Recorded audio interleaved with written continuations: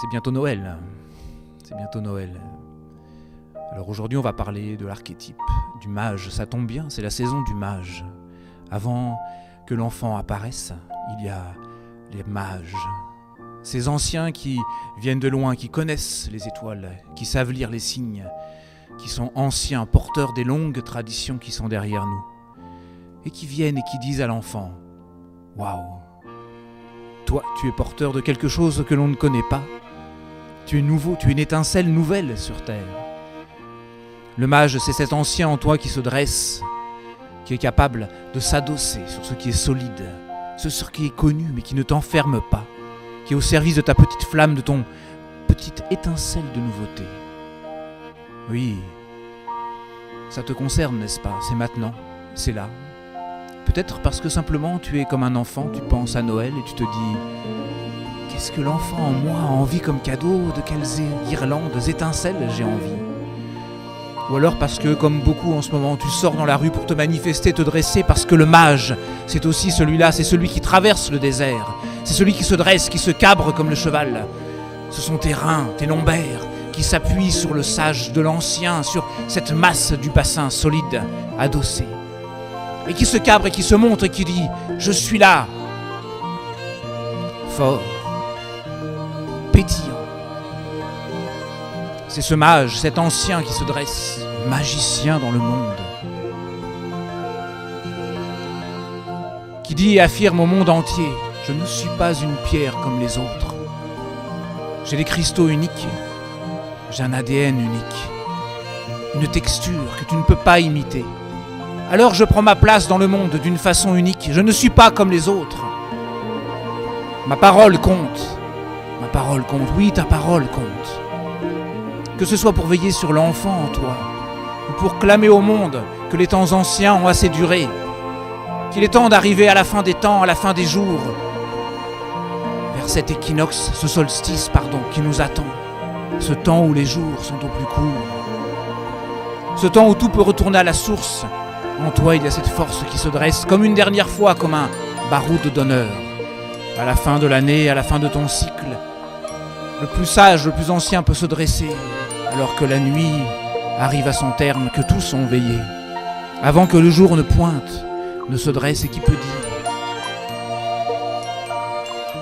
les histoires qu'il a en lui, qu'il peut regarder les petites gens dans les yeux, les prendre par l'épaule et leur donner confiance, leur dire « Regarde tout ce que j'ai traversé, moi, je ne suis pas une pierre parmi les autres. J'ai des cristaux uniques, des formes inhabituelles et qui font que moi je me dresse, fier de ma sagesse, avant de m'éteindre, avant d'être juste un œil qui regarde ce petit feu grandir, avant d'être témoin de la nouvelle étincelle, avant d'être juste recueilli devant l'âtre, devant le feu. Je suis un mage, je suis un ancien, je me dresse, je peux rire. J'ai la force de mes jambes derrière moi, je suis comme le cheval.